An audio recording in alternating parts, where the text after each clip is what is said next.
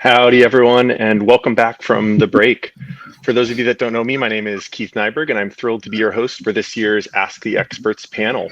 Today, I'm joined by some of the industry's best and brightest, who I would love to have introduce themselves to you now by telling us who they are, what they do for what company, where they're located, and a fun fact about themselves or a hobby that they're passionate about. I know that's a lot for our speakers to process, so I'll start off by using myself as an example. Again, my name is Keith Nyberg, and my pronouns are he, him. I'm currently a senior marketing operations consultant working for the GOAT at Atumos, and I'm located in sunny Oceanside, California. That's San Diego area for anybody who may not be familiar. As for a fun fact, in my spare time, I run an 140-person Burning Man camp and an annual 250-person camp out in Northern California, as well as trying to surf and golf as much as possible without getting fired, which is a day-to-day goal I think all of us can align with. A lot to unpack there, but with my introduction as an example out of the way, I would love to pass it over to Veronica to introduce themselves. Hi, I'm Veronica. My pronouns are she, they. I am sitting here in the dark in Sydney, Australia, and very excited to be here. But as I've been telling people, if I fall asleep, somebody poke me from the side. That would be really great. I've been in marketing operations in various capacities for about 20 years. But currently consulting director of ANZ for Blueprint X, which is a consulting firm here in APAC. But the fun fact about me is that I have never known or never learned how to drive. So you can take that as you will, because you are taking advice from someone who's never managed to operate like heavy machinery. So it's a good one. I absolutely love that. Thank you so much, Veronica. AJ, you're up next. Hello, AJ Sedlak. I'm the Director of Marketing Automation at Smartsheet. I live in Pittsburgh, Pennsylvania. And a fun fact about me is that I once worked as a web designer and developer for a company that mostly dealt with funeral homes. Wow, that's lovely. Thank you so much, AJ. Yeah, exactly. Thank you so much, so AJ. If AJ and I both fall over at the same time, I'm asleep, he's dead. So. Exactly. Amy, you're up next. Those are tough fun facts to follow. My name is Amy Goldfine. I'm the head of marketing ops at Iterable. I'm also the founder of the website marketingopsadvice.com. Based out of the San Francisco Bay Area. My pronouns are she, her, and a fun fact about me is that I started my career off working in blood banking. So lots of jokes about vampires there. I don't know if it tops AJ for weirdest industry to start out in. I don't know. It's a close competition there. I love that. Thank you so much, Amy. And last but definitely not least, the man who inspired me and probably many on this conference today to go deeper into MOPs than any reasonable person ever should, Edward. Edward, please hit us with your intro. Hi, Edward Unthank. I'm he, him, my pronouns. I'm the, now I call myself the founder and chairperson of Atumos. And I consider myself kind of, I think Veronica is including this in the kind of the alpha generation of marketing operations as the vocation. So I live on the north coast of the Olympic Peninsula in the state of Washington. And personally, I am into random tech hobbyist things on the side, including software-defined radio and deep learning and other stuff. That's awesome. Well, thank you, Edward. With introductions wrapped, we are now ready to dive into the Ask the Experts panel. For those of you that may not know, we did circulate a form prior to this event to allow people to submit questions for this session ahead of time, which is where most of these questions will come from. That being said, this is a live Ask the Experts panel. So we'd love for everybody in attendance to submit their questions via the chat for our experts to answer. And I'm going to be doing my best to kind of jump back and forth and actually look at those questions and pull those in to make sure that they're all addressed, hopefully, during this session. But without further ado, I think it's time for us to jump into some of the questions that we have submitted. I'm going to be doing my best to jump through these, like I said. The first several questions, this is just heads up for the experts, do kind of align to MOPs as a career vocation, and how people can kind of navigate in excelling in those roles and actually showing confidence in improving their value in these different roles. So the first question that I would like to pose out is, how do I transition from MOPs generalist to marketing ops when it isn't an established department or role in my org? And so this is really kind of catered to probably a smaller company that hasn't really established MOPs as a vocation, and how somebody can kind of advocate or move into that space if their company doesn't necessarily have that defined yet. And so anybody in particular want to start off with some ideas or thoughts around that? I'm happy to go. I think we've all been there, but I think you need to raise your hand and you need to be pushy and get yourself out there and look for opportunities. If your company has a marketing automation platform, learn it. If it doesn't, make a case for why you need one. Anytime there's ops work needs to be done, even like the grunt work, like list cleanup, volunteer for it. If there are people doing adjacent things like sales ops, get to know what they do and see how you can complement them. Anytime you can see opportunities for improvement, for process improvement, not having obviously a lot of insight to where this candidate works or what they're doing. You guys are doing something opsy. Like, even if you don't have a marketing automation platform, are you running webinars? Because that is campaign ops. So can you document the process? Can you come up with better processes? Can you suggest better technology? Can you learn more from the community? Get yourself in there, get that kind of visibility, and maybe make a plan, say that try to make a case for getting a marketing automation platform, because that's really, for most of us, that was our entry in. And if you can't, try to get all those skills so that you can find an entry-level marketing ops job at a company that has a more defined marketing ops function.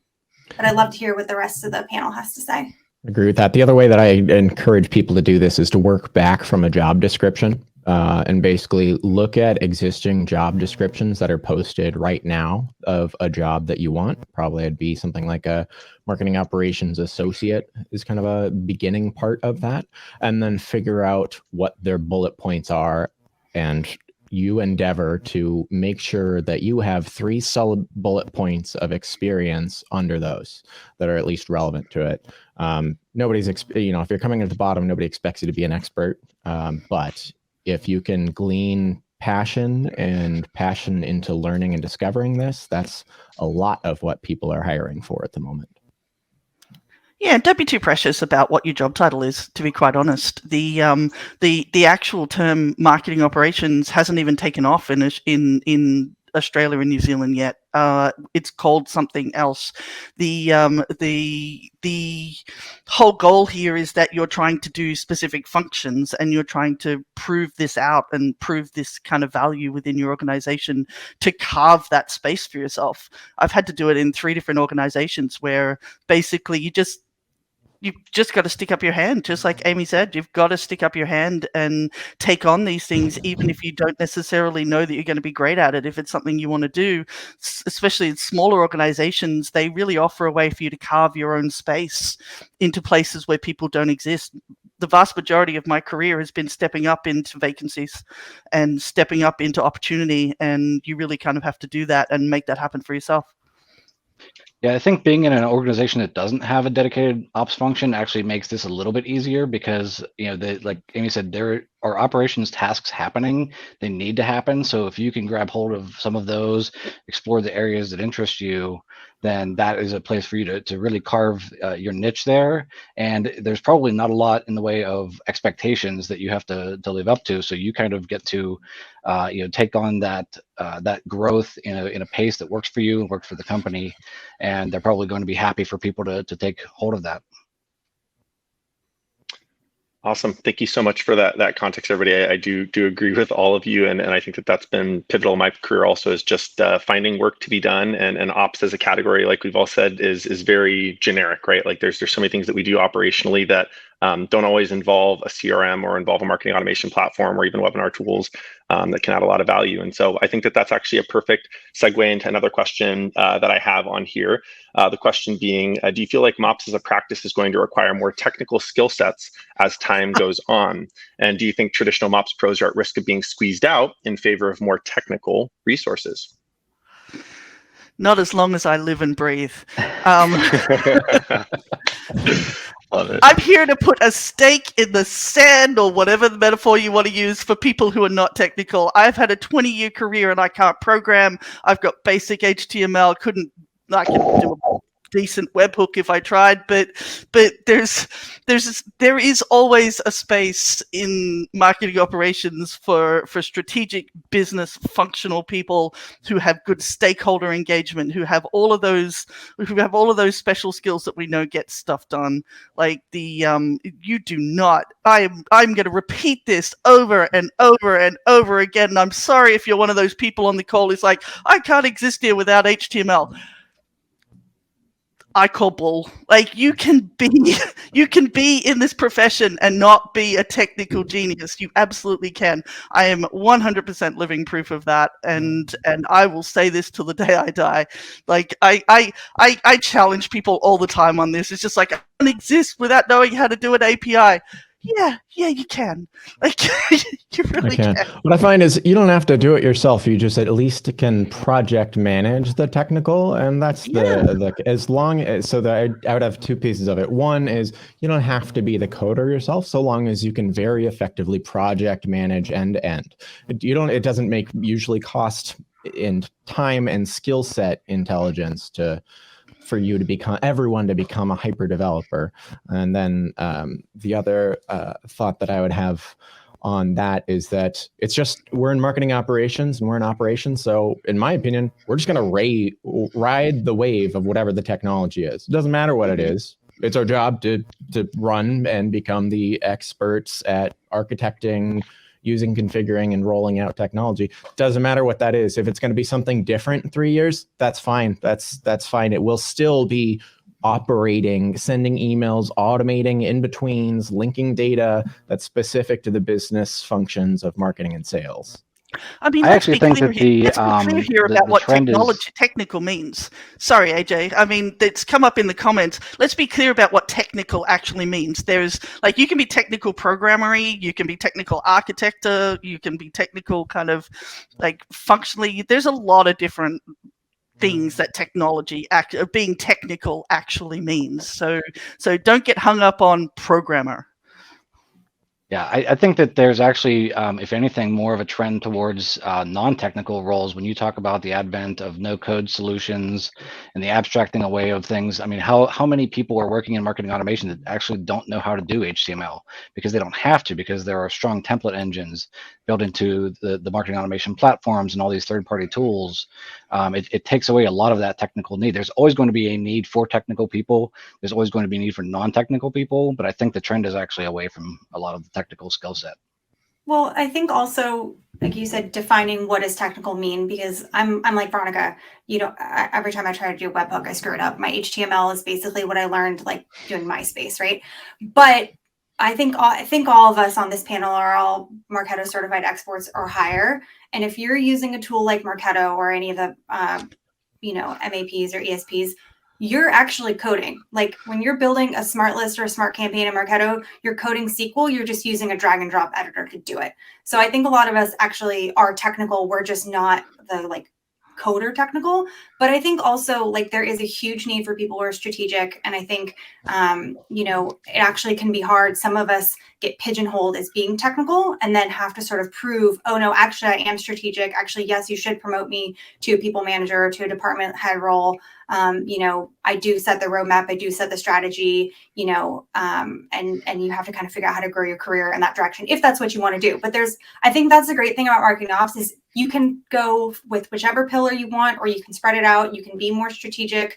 You can say, you know what, I want to just be an architect. Maybe I'll go work at a consultancy and I'll just be the person who, builds your MAP instance, or I'm going to be the coder person, or whatever you want to do. You can build. You can find the job that you want, because there are way more job openings than there are us. So, the world is your oyster. Definitely. It was fun as we were talking about this, because the question was, around like what type of technical skills that we need to have, right? And as we were talking through this, people were talking about traits that come up that are really common in marketing operations professionals. You all kind of mentioned a couple different traits. And so for marketing operations as a vocation, as a consultant, PM skills are pretty important, right? It's like I spend most of my time being a project manager, almost more than actually building in the tool sometimes, right? But I would love to pose that question to the group in terms of characteristics or traits that you see in the industry of people who have been successful in it. What do you think are the most important traits or characteristics of people that have been successful in MOPs? I think the ability to see connections is very important. To be able to be able to think ahead to see where connections will fail or interactions will be challenged. I think if you can see that, that's where when you build a logic flow, for example, you can think of all of the different interactions that have to happen between data or between the user and the platform. Yeah, I mean, troubleshooting. Like Tucker in the comments, I want to take you out for a beer because you just gave me the line of the day. It's like, what does this button do? Yeah, curiosity. Like having that kind of curious nature. Like you walk into my consultancy and I will take someone with curiosity and troubleshooting skills and just pure kind of tenacity. It's like resilience. I will take those three things over I'm a Marketo expert any time of the day, because I can teach Marketo. I can't teach some of those other soft skills that are people who really engage with it, and I'm going to be the 27,000th person to say this on this call today, but being able to find and build communities and reaching out and being able to gather those skill sets, because not everybody can be great at everything. Like even Edward here has things he doesn't know, like but other people around you, like you can't hold it all. You've got to find the people who can help you to come up with the answer or to see it in a different way. And if you can make those connections, you're going to be more successful. I think anyone can do anything. It's just a matter of how many hours it takes. Right. That's fair. I think, building on what Veronica and AJ said, is growth mindset is really important. Actually, that's one of our values at Iterable, and I really like it because it's all about your mindset. It's, about knowing that like you can try things and being excited to try things and not getting daunted if you're not good at things immediately. I think in our culture can be very perfectionistic, and especially when you're somebody smart and accomplished, sometimes you get used to being good at things quickly, and you have to be comfortable not being good at things quickly and just learning and trying things. And you have to just be really, I think also really resourceful. Like Veronica was saying, building community. So when you want to learn how to do something, you Google it, you go to the MOPs Pros community, you go to your user group, you reach out to people, you build those connections. I think that's really important. And that's stuff you can't teach. You either have that or you don't. Yeah, I would significantly agree. Kind of running down the line, this is actually a personal question that I wrote in here because it's something I'm always intrigued and enthralled by. And this kind of comes back to the conversation we were just having around we as MOPs professionals are oftentimes jacks of all trade, so to speak, right? Where we do all sorts of different things. We're problem solving. We're always fixing things here and there behind the scenes. So my question basically comes to how do you think it's best for MOPs professionals to track their contributions to a company, right? KPIs oftentimes are like performance based, and as a marketing team, we can track things as emails clicked or opened or websites built and those types of things. I think a lot of other roles in our space or at companies have very defined KPIs that they can prove of, hey, I published this many blog posts, or I managed this many different things. Whereas in ops, it's a little bit more vague because we're doing so many things behind the scenes. And so question to the group, what have you seen as, or what have you done to kind of highlight your successes as a marketing operations professional, and what kind of guidance would you have to people who are trying to better showcase what they're contributing to their organization when it may not always be as easy to define? Be visible. Love it. Be visible. Nobody knows how good you are if you don't tell anybody how good you are. Seriously. Preach. Nobody's going to walk up to you and go, woohoo, you're cool, let me put you in my newsletter. No, it's not going to happen. I know that most MOPS people are sort of behind the scenes tinkerers, stuff like that, although I've met a few who are kind of out there. But stick your knowledge front and center and show people that you're willing to engage and get involved in the toughest problems that are facing your organization. If you show up, people are going to respect that. And it's not always about the metrics. It's not always about the number of support tickets you've answered. It's not always about the rate of change in your organization. Sometimes it's just showing up, especially in smaller organizations. But even in larger ones where you're a sort of a smaller cog in a bigger wheel, the goal here is to get marketing operations into people's mindsets and how they think about things. And you can't expect people to engage with you and to care about the things that you care about if you don't communicate that. And it's so important. I think, Veronica, the communication thing, it's so key. In my organization, everybody in RevOps has to write a weekly update and send it out to their stakeholders. And when I started, I was like, oh, this feels like a drag. But actually, it's great because I'm giving them visibility into everything we're doing. It also gives me a running list because I started in a doc and then I copy and share it out. I have a running list of everything that I and my team have accomplished for the past 3 years. So that, that really helps me when I want to think about what I've done. But I think having a roadmap, quarterly or whatever cadence makes sense, and making sure people know what's on your roadmap and know what your progress is to your roadmap, I think is incredibly important. If you're doing something that has time or SLAs, like if you're doing campaign ops, what your throughput of campaign ops is, how quickly you're able to turn things around. I remember when I switched from another marketing automation platform to Marketo, the KPI that I put on my resume was that we reduced the webinar setup time by 75%. That is a measurable KPI because I was spending less time doing webinar setup and more time actually designing the webinar because I was also sort of a marketing generalist. So I think anytime you can come up with those kind of numbers is really helpful. Or if you're redoing your, inbound process and you can, turn the speed to lead, cut down speed to lead by 50%, or improve, MQL to SQL by X%, or whatever those numbers are that are driving towards what marketing's numbers are. It's hard, right? Because we're not the ones bringing in the leads. But if we can help, redefine and help marketing towards those goals, absolutely take ownership for that. Yeah, it can be really tricky because, a lot of times our goals are to help other people achieve their goals. So you want to Veronica's point, you want to be visible and you want those people to feel like they could not have achieved that without you. And so being, a partner, discussing with them what they need to accomplish, helping to steer them in the right direction, helping them to avoid work that's not necessary. When you can say, well, what you're saying is a great idea, but what if we do it this way and it can be done faster? And then they're like, oh, well, that's great. So making sure that they see you as a partner and they share that success with you. And like Amy said, some of those improvements can be really important. I had a project once where I took speed to lead from 2 hours to 5 minutes, and that was a huge win for our team that we could talk about. And when you talk about the value of time to first contact, that was huge. So those kinds of projects that happen, if you get them visible, you get them get that story told throughout the organization, it really helps to spell out some of the importance of your function.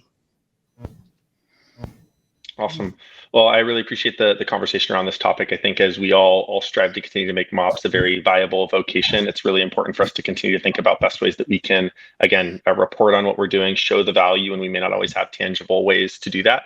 The next question I have is coming up here in a second, just a fun, friendly reminder to everybody that's in the chat, right? This is an open, live Ask the Experts panel. I would love to have some more questions from the group here outside of the ones that I'm pulling from my sheet. So again, any burning questions, thoughts, they can be strategic, they can be tactical. We've got a great group of panel here. So let's somebody's trying to start a Marketo versus HubSpot war in the comments. Exactly. So, that's fun. I love it. Like the fire. Cool. Well, jumping back into the next question here, we were talking about MOPS being kind of jack of all trade roles and how we're really kind of facilitating and helping enable other people accomplish their goals. Through my MOPS career, I think I've been more and more surprised to learn how non-siloed we are as team members and contributors to our company, right? We function across multiple different organizations, be it sales, be it marketing, be it product marketing teams. And so this next question is specific to where we sit as a team. And the question is, as MarTech and marketing operations have gotten more sophisticated, we are now growing organizations in MOPs where before we were teams of 1 or 2 embedded in a marketing team. As we grow our MOPs organization, what C-suite do you believe would be the most ideal for MOPs to report to for maximum impact on our organizations? Oh, man. I think it's whichever C-suite is the most supportive and most understanding. That's CMO. The answer is CMO. It really depends on actually what your company existing culture is, because if it's old school IT and you have IT as strong political presence and it's basically IT is also actually a synonym with COO, like all of the operations, then there's a case for that. If I'm just going from scratch, I'll go to marketing every single time, which marketing should, also be part of revenue. So from scratch that, and the reality of what your company is, it probably depends. If you're a 20-year-old company with existing power structures, you deal with what you got. But from scratch, I'd say marketing every time. Hard disagree, Edward. I'm all RevOps all the way. I'm pretty sure I have RevOps team members from Iterable on this chat. Please feel free to comment in about how great our org is. I love being in RevOps because it gives us a firewall. When I build my roadmap, I work really closely with the marketing leadership, partnering a lot with demand gen, but also with all the marketing leads and with our CMO. I meet with all of them regularly. We have really close relationships. They know I have their backs, and I happen to work at a MarTech company, so I think that helps. But I like that firewall, and I know that my boss and my boss's boss understand what I do, and they will back me up, and they will help me set boundaries, and they will help say no, because I love marketing, but they always want more and more and more. And I feel like I am a partner with marketing when I'm in RevOps instead of marketing telling me what to do.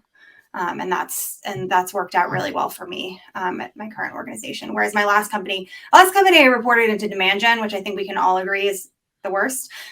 And that I felt like I didn't have any control. I was just at the whims of the VP or the director of demand gen. Oh, you want to change lead scoring and throw more MQLs over the fence? Oh, I'm gonna have to do that. It's just that was not great. Yeah, I think the two things you said that Amy, that I think are the most important there is the boundaries and the support. If you have that, which letters come after C are not as important. What matters is that the team has the support it needs and the boundaries that it needs to operate. Yeah, look, you've got to find it's not always your choice as to where you sort of fit in the organization, and to Edward's point, sort of the existing power structures and stuff like that can sometimes define that. But for me, it's like whoever your C-suite person is that you are dealing with, if you don't have someone who is willing to we hear a lot about how you're supposed to manage up, and you're supposed to speak the level of the C-suite, and you have to manage your stakeholders and all that kind of stuff. And I'm I'm calling it a little bit on that one, because you need to be under a C-suite person who's willing to come down to understand what it is that the MOPS team actually does and what their goals are and things like that. And if you are in an organizational structure where the person who plays that role for you is not doing that well, then you may be an organization that has a structure that's just not going to work, and it's just not going to be successful long term. So it's really, and then you might actually have to consider moving to somewhere that is, because if you're sometimes, there's only so much change that you can kind of impact within an organization if you've got the wrong leader. So sometimes actually you just need to go to a better organization that has a better leader. So that you can keep going. Scale volume. The other thing that we talk, a lot of what we're talking about is just not the same company. It's just all of these different things that we're talking about is, it won't happen. If you start in at one place, it's not going to change fast enough unless you're a hyper startup. But these are just the realities of it at the moment. But if I'm sort of going, that's where I'm going to go. I'm going against the RevOps stream, and I'm joining Team Edward on this one. I think it's basically, I think the RevOps model is great, but you need to be a large enterprise for it to make sense. You need to be doing, or at least large enterprise amount of volume of marketing for that to make a lot of sense. I don't know. I think we've been doing it since the beginning. When I joined my company, we were only 250, and we've been doing RevOps for a while. So yeah, my counterpoint to my own point is there's like the new generation. So I think it's like post alpha generation. It's not a party until Edward starts arguing with himself. Put me on against 5 minutes ago me. I'll tear them apart. So the other thing is like new companies. I think moving into RevOps first and having Iterable and a HubSpot, like that is a room to large scale, like you just top out at the top there, and then revenue makes sense. But you have the luxury of not having a horrific 10-year sales team with sales operations infrastructure, and you're talking about like, oh, we'll just switch to RevOps. Is like, you want to spend $5 million to change titles, is what that can turn into. I find the counterpoint for me on the RevOps thing is that if you've got the wrong team, you become a subsection of sales ops, which can be a terrible place to find yourself in, and you really struggle to find your own identity within that structure. So I've seen it happen too many times to really kind of full on believe in the RevOps model yet, while accepting that it works really well for some people. But if you're not in that model, please make friends with your sales ops compatriots, because they like take them out for lunch constantly, like just build these strong relationships, so that you have that sort of cross line kind of communication. I love this conversation. I love the disagreements. I personally, as many people probably know, I love playing devil's advocate, and I think that's how we strengthen and refine our industry and what our POV is holistically as a group. So thank you for both sides of that coin and where we should sit. I don't know that will ever be settled. Like, is a hot dog really a sandwich? We may never know. But cannot keep. Let's not get crazy here. I'm not going to get too crazy here. Okay. I've got a couple more questions coming through here right now. The question that I'm going to ask after this one, just as a teaser for the expert panel, is really related to the future of MOPs and where it will be in 5 years, and whether the 4 pillars will still apply before we actually get to answering that question. MOPs is a vocation, and even the question that I just asked before this of where we should report has kind of continue to shine light on the fact that there's a lot of uncertainty around where we sit on a team potentially. There's a lot of vagueness in terms of what we do day to day in marketing operations and what our actual job potentially is, because we kind of do all sorts of different things. And so this is another fun question I love to ask people. This is the classic, you go to Thanksgiving and you try to explain what you do to somebody question. But when we say marketing operations as a vocation and as a profession, what is that? How do you define that yourselves? Oh, I wish I could remember. You mean I'm explaining to grandma? No. Not just that you're explaining to grandma, but how do you define marketing operations as a profession? Like, what do we do for businesses? I've got the personal answer to that, which is, there's the marketing is the marketing, the marketing side, which is the creative coming up with what to say. And then you have the actually sending the message, and there's this whole gray in between of pushing buttons and actually doing things. So we go from the creative idea into this is literally in your inbox right now, as well as holding and managing all of the many millions of people in the database. That's how I say it usually. Yeah. Any other definitions from the panel? I think that kind of sums it up. But the one thing that I think is really important is that anybody that's talked to me more than a couple times has heard me use the word strategical, which one of my previous managers used, which to me is the ability to use a tactic strategically, to know how to use it. So I think, it's not just that we get that work done, but we can actually advise the business on what they should do in order to make that last mile effective.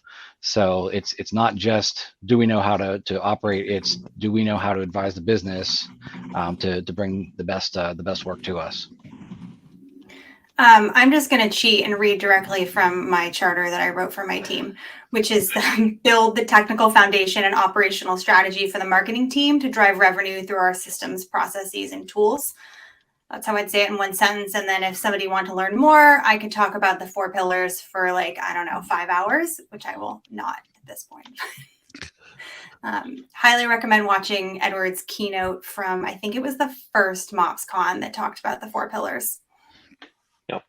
Well, and I think with that, we're going to probably jump a little bit into that conversation right now, which is really just around where will MOPS teams be in 5 years? Will the 4 pillars still apply? Will the work that we are doing in a marketing operations vocation still be here? For those of you that are not familiar with the 4 pillars of MOPS, it was Edward's argument a while back to essentially, well, maybe Edward, I don't know if you want to just give like a 30-second rundown. I don't want this to be too long, but just what are the 4 pillars and how are they defined? Yeah. I think Amy's got it down better than I do at this point, but the 4 pillars are platform operations, which is kind of like architecture, governance, and then campaign operations, which is the actual creation, distribution, QA, and systems of sending campaigns from marketers out to the system, not just infrastructure.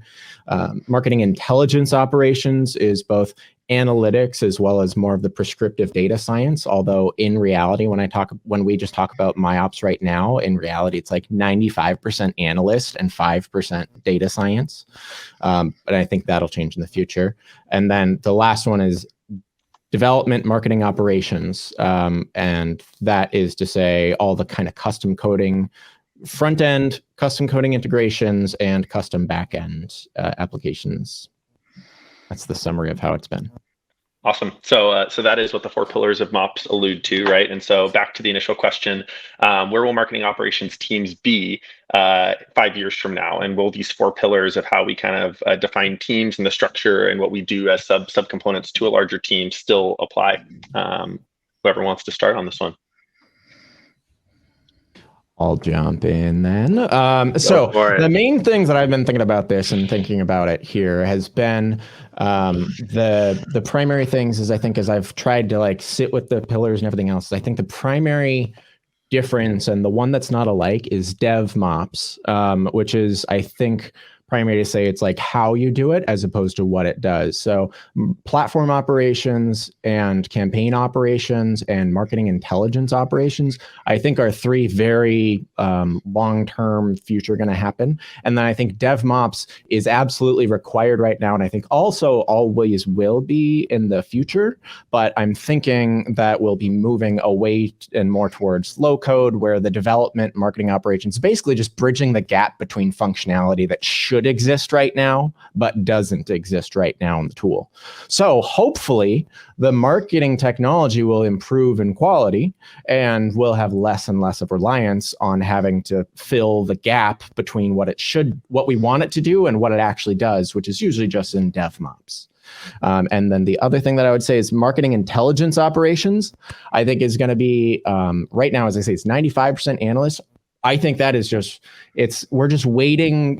I've seen the splash. There's been a huge splash in the ocean and I've seen it and it's going to be a huge wave and it's called data science. And marketing intelligence does more than just come up with running reports, but like actually activating and running off of algorithms is I think where this is going to be going more. And so I think that's the 5-year hope for that. And then I think campaign operations is really mature in some places, but it's not really like fully prophesied into a cohesive argument at the moment.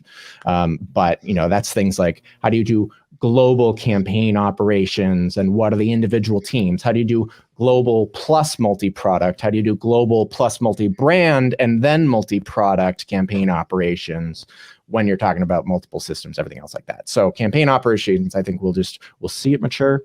And then platform ops is going to move into the multi-platform world, a stage of marketing operations. And I think we're moving toward that stage of marketing operations age where we're moving to the multi-platform operations and teams. I think in some ways things are going to grow and in some ways things are going to stay the same because I think a lot of us are at, very forward facing companies. Some we've been doing this a while, you know, in mature marketing ops, but like the vast majority of people are still like learning and growing. This is such a growing, you know, industry. Companies are still onboarding on marketing ops. So like, let's not discount all the sort of like core marketing ops stuff that people are doing and learning and doing a great job at.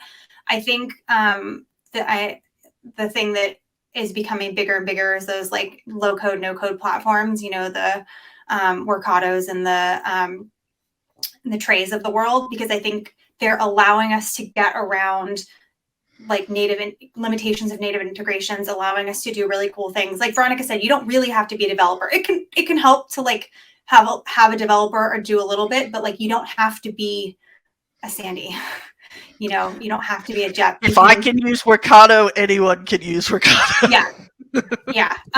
You know, so I think that is kind of where things are going with custom integrations. You know, we just, full disclosure, we just got Workato, and I'm thinking, oh, maybe we can solve all these campaign sync errors we're having between Marketo and Salesforce. Can we use Workato for that? You know, trying to think of all the cool stuff that you can do using these custom tools that are really, I think, like the second generation of, you know, like the early tools were like Zapier, which are like very sort of straightforward and, you know, anybody can do them, but they're sort of limited. But these more sophisticated tools that I think were built by ops people, really, there's just a whole world out there. That's kind of where I think things are going. Any other thoughts from the panel? I'm going to throw something in here. The 4 pillars has not eventuated outside the US. Sorry, it just hasn't. It's a very United States central model, and I'm gonna like speak from an outsider perspective here. But I've worked in Europe, and I've worked in Australia, and I've worked in New Zealand, and it just hasn't evolved that way. And interestingly, we have this weird perspective because we're 3-4 years behind often in terms of the development of this industry. And I personally, to push my career forward, have had to travel to the US to conferences and to be involved with people in the US so that I could get that experience and get to see what the future looks like. And then kind of try to bring that back into Australia. But this whole I would love if it had, because if I could never do campaign ops again, that would be amazing. But no offense to all the campaign ops people out there, you're awesome. I'm a platform person. It's just the way it is. But I have seen actually in our region that it kind of tried, but then it kind of came back again. It's kind of come back and merged back. And the generalists in our region, the generalists rule. They just do, and they will always rule. And this whole idea of the way that the 4 pillars helps me evolve is to see the areas of my career that perhaps I need to lean into more or less, or that I could sort of get skills in more or less, and shows me the length and breadth of what marketing operations is possible. Or what's possible within it. But I always know that as a generalist, at least in my region, that I have to have at least some knowledge across the board to be able to survive and to be able to do the job that I need to do. And I'm actually finding that more people are getting, more involved more broadly across, rather than dropping into those specializations quite as I would like. Man. Go ahead, Nyberg. So I think this still falls within my overall thesis of it, which is to say, and I've noticed this generally, it's the different sizes of the companies of the markets that we're working in. And when we're talking about New Zealand plus Australia, that is a much smaller market. You know, you're talking about the definition of enterprise in Australia is, I think, like 60,000 persons in a database. So let that sink in for a second. 60,000 people is an enterprise. Now, that also means a difference, I think, also between HubSpot's definition of enterprise versus Marketo's definition of enterprise, because they're targeted different. The center focus point for HubSpot is so down market that their definition of enterprise is if you basically have a full-time MOPs person, you're enterprise in the HubSpot model. That's what it is. A singular full-time MOPs person is enterprise in a HubSpot model. Now, we in the working in the Marketo world, where we're talking about 200,000 in the database is our floor of the amount of marketing that we're doing. Then I think just like the scale differences are wildly different. HubSpot's that enterprise in Marketo world is just ginormously past that. I can't remember what it is. It's just like comically different. So you can say enterprise to a HubSpot and a Marketo person, and they hear entirely different things because it's all over in the same thing. And similarly, I think in terms of the wave coming over to terrible metaphor, sorry, New Zealand and Australia, of that. I think it depends on the company size and the complexity and the maturity of it. So similarly, you could say the same thing is and also the four pillars is more, I think, a kind of an idea of the philosophical breaking apart of things. It's a philosophical model. Now, some people are, and I say it's primarily descriptive. It's descriptive currently of what things are like, where you say even one person, you can fit into kind of the four pillars, and it works within that model. But in terms of it moving to become prescriptive, where people are absolutely just changing according and building teams based on that literal verbatim, that's only going to make sense in, when we're talking about like HubSpot Enterprise and way beyond HubSpot Enterprise. And I think it also says if the company's not to the ginormous level, then that is not a good use of your company's money for resourcing. Yeah, Veronica, and I'd say that in terms of the four pillars being widely accepted, I don't know. I feel like we're in such an echo chamber. We all talk about it a lot. I've written and spoken about it, learned about it from Edward. But I don't know how widely known it is across, the marketing ops org, in general. I would like to make it bigger. That's sort of my goal. It's one of the reasons that's the first article I wrote in my blog, and why I'm always telling people to watch Edward's keynote. But I think what the four pillars does is it gives you a framework for your job or your team. So if you are a team of one, it just helps you understand what you're doing. Because to me, learning about it was a light bulb moment, and I was like, oh, this is why I'm miserable in my job, because I love platform ops. All my projects are platform ops, and my boss keeps throwing campaign ops stuff at me. And I didn't even have words for it before. I just knew I was unhappy and I didn't like the work that I was doing. So I don't think that you have to have one person doing each or a team doing each. It's just a framework for understanding what you do in your job, because every marketing op, if you pulled every single person who's in this virtual room with us, everybody's job would be different. Everybody's team would be different. But if you explain the four pillars, they could probably help, draw you where they are or where their team is on the pillars. And I will get off my pillar soapbox now. As JD said in the comments here, I think pillars, not silos, is a great way to describe that. Right there, there are things that we can be a person who has skill sets in all of those different areas. As AJ, usual, JD saying something in 3 words, the rest of us say in 3 hours. Yeah, exactly. AJ, I don't believe you had a chance to speak to it. Did you want to provide some context on this, or do you feel there was so much great stuff? I think the important thing to kind of wrap that up is in my opinion, the pillars are ways to describe the work that needs to be done. It doesn't have to align specifically to people.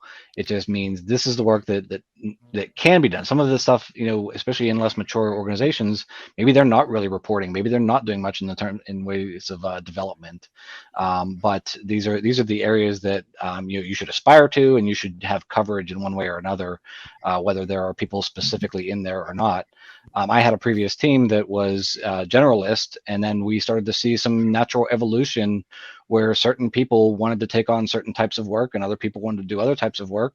And it actually just evolved into a platform ops and campaign ops breakout that really suited the desires of the team to grow their careers and focus on different areas. And it worked out nicely, but it didn't have to be that way. Definitely. Yeah, come on, Keith. We need one. We're running I down. know. We need I one know. with boxing gloves on, man. I know. Yeah. I was going to say we've got 12 minutes left. I'm going to pose another question. Hopefully, it won't be our last one. But this question comes from Tony Yang in the chat. So thank you, Tony, for submitting a question. Tony's question was specific to RevOps, but I'm going to kind of broaden it out, and RevOps will be a component of it. But what will be the biggest challenges for MOPs or RevOps in the next 5 years? We had another question asked by Beth Masura from Atumos earlier that was also specific to cookies going away and some of the privacy things that are coming in, which are definitely a risk for how we can track things potentially. But even more high level than that, for MOPS as a vocation, for what we do, what do you think the biggest risks are for our industry or for the work that we do for keeping MOPS alive over the next 5 years? Rate of change, pure rate of change, and that's been the same for the last 5 years. I don't think that that's necessarily a new challenge, but thank you, Edward, at the beginning of this for pointing out how old I am. But for the people from the Alpha generation, like we get asked this question like every sort of 5 years or so, and you're kind of like, it's the same. And you know what? 20 years in, the change is even worse than it was when we started. And I think the answer to change is you've got to resist the shiny thing, like keeping your eye on the prize, keeping your eye on the business goal that you have and what you need to accomplish that, and not getting distracted by the shiny toy or the pretty tech stack or the tech stack diagrams. They're awesome, but if you don't need it, don't buy it. But the challenge of that, keeping up with the technology, and not everybody's going to be a cookie expert, and I'm not even going to weigh in on the cookie question if it comes in. But the really keeping that eye on the prize, focus on what you want to be as a MOPS person, what your personal trajectory needs to be, and that includes, Alex, if you want to be a people manager versus a technology manager, and not having to be both, but just that amongst all of this rapid change, keeping your eye on what you want, what your business wants, and what that looks like, your own personal roadmap. That is going to be the big challenge for MOPS people, I think, going forward, because there's going to be so much room to move and to spread and to break out into other technologies. But also, don't limit yourself to one. As someone whose name is like practically synonymous with a particular type of technology, I have found that limiting as well in my career. So don't box yourself into something, because there are so many opportunities out there to grow and to learn. I think we're going to see a significant business challenge in that if you look back, 2 years ago when COVID started striking, what did we see? We saw a lot of interest in marketing operations finally, as companies were forced into digital transformation and forced into doing working different ways. I think as things get back to normal or get to a new normal, I think we're going to have a challenge that kind of brings back the new boss, old boss kind of situation, where we're going to have to be fighting for our justification again, where we start to be seen as a cost center again, because we're no longer the novelty. We're no longer the shiny thing. So we're going to be back into that motion of trying to prove our worth in ways that we maybe didn't have to in some of the ways the last couple of years.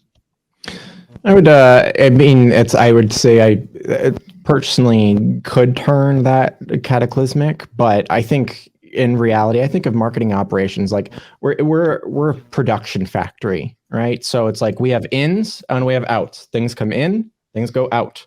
Now, there's a big box in between. We run the box, and right now we have certain ways that the systems are set up. But in the future, it still needs an in to an out. You still need prospect-facing communications.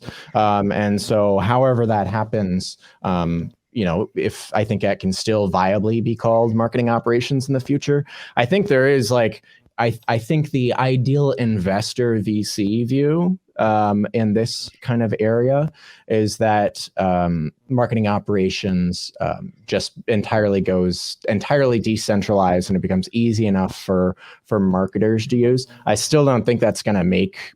One, I think that's an empty promise. Two, I don't think it makes sense at scale in order to do things very well. I think that'll get you like 60% of the way, maybe, as applied, but that doesn't get you to full optimization. So I think the what we'll be doing is we'll be working on the factory machines. I think that's what we're doing. We're just always working on the factory machines. If that means we need to upgrade into some kind of laser cutting thing, then that's what we do. We'll figure it out. We'll put it in. We'll make it work. We'll bug shoot it. We'll make it all work, and we'll come up with a process and implement and deploy it. So I think I think the idea that MOPS is going away is more of a aspirational than reality. For me, I think I agree with Veronica that the challenges we've had the past 5 years are going to be the same challenges we're having the next 5 years, the next however many years. And for me, the challenge, I think, is like getting a seat at the table, being seen as strategic. And to kind of pull in the question that Alex asked about someone who doesn't want to be a people manager and still wants to be seen as an asset, as a technical asset. Whether you're a people manager or whether you are a technical person, making sure people see you as strategic, see marketing operations as strategic, I think is the hardest thing. People just see us as as doing execution, and making sure that they understand that we are a strategic partner is as I think really key and will always be key into to driving things forward and making sure that we aren't just order takers. And that we are driving strategy. My great hope for the next 5 years is that all of you out there become the next level of leaders, and it won't be so much of having to prove the seat at the table anymore, because the people who have proven the seat at the table are at the table. Like they're actually building the business strategy around having been in the trenches in the first sort of 5-10 years of your career, and moving into that. As we get more leaders with strategic MOPS experience, becoming CMOs, becoming COOs, becoming people who are making those decisions, we are going to start to see real kind of change in how that dynamic works, because we can't spend the next 10 years trying to prove that our technologies and that our ideas work. Like that is just like, the idea of doing that, it just blows my mind. The leaders have to actually start to look into the organization, into the technology, and into the data, and actually understand it. You cannot sit on the fence anymore. You can't sit back and go, I'm not technical, I just want it to work. No, we have, in order to move all of our organizations forward faster, we need to have those leaders in place. And I think it's people who are on calls like this, who are listening to conversations like this, who are going to be those next level of leaders, and who are going to start making those decisions and are going to build teams that really get stuff done. And that, I'm really hoping, it's kind of my aspirational version of where MOPS goes. We finally take that next step up into the organizations that people deserve and that we need. I love that sentiment, and I love that you just threw the gauntlet down too. I wonder what it'd be like to work for a CMO who came up through marketing ops. I know of a few, but I just think that's the dream, right? I've worked with one. I've worked for one, but I've worked with them. Like as a consulting manager, I'm starting to come across sort of in clients now, people who've come up through and who are making real change in the organizations, and who are having sort of equal conversations with IT and have similar power within those organizations to make those choices, and have similar budgets to IT. Like having marketing CMOs with operations backgrounds with similar budgets to the IT budgets, and can choose how that's spent. I think the money power there is going to be huge if we can get that kind of power sort of centralized in the people who can actually make those choices. Yeah, our CMO actually used to run the marketing automation team, and one of the best moments of my career was, I think this was 9 months ago or so, when on an all company call, he made the comment that the marketing automation team was not just sending email. And I thought I saw, a light come down from the heavens and angels sing. It was amazing. Yeah. It's like, you got wings, baby. Yeah. That's what you want. Yeah. Well, with that, unfortunately, we are at time. So I want to thank everybody for their questions today. And I do want to thank our panel participants for their time and expertise today. Thank you so much, panel. And let's give the audience a wave goodbye as we start to wrap up day one here. Awesome. Well, what an amazing panel that was. I hope you enjoyed getting to ask your burning questions to our experts. Please be sure to share your feedback on this panel and our post-event survey. It has been a wonderful day one of getting to enjoy having all of the great practitioners and thought leaders here together. We want to give a special thanks to our keynote speaker today, Kimmy Corrigan, as well as fireside speaker Sarah Kennedy Ellis, for joining us today to share their valuable insights, as well as all the great speakers who hosted sessions today. And finally, we want to thank you, the participants, for your joining us today and being part of the first day of MOPSCon. Be sure you join us tomorrow for our live intensive on multi-touch attribution with the Atumos' own Derek Gunn and our version of the Hunger Games. I mean, our game challenges in the afternoon. Day 2 of MOPSCon will wrap up with our very own MOPSy Awards ceremony. There will be stories, we'll laugh, we'll cry, we might even hand out awards in the shape of golden goats. So don't forget to join that free program post-MOPSCon at 4 p.m. Eastern, 1 p.m. Pacific. We'll see you tomorrow, folks, and don't forget to walk the dog, cat, or goldfish tonight.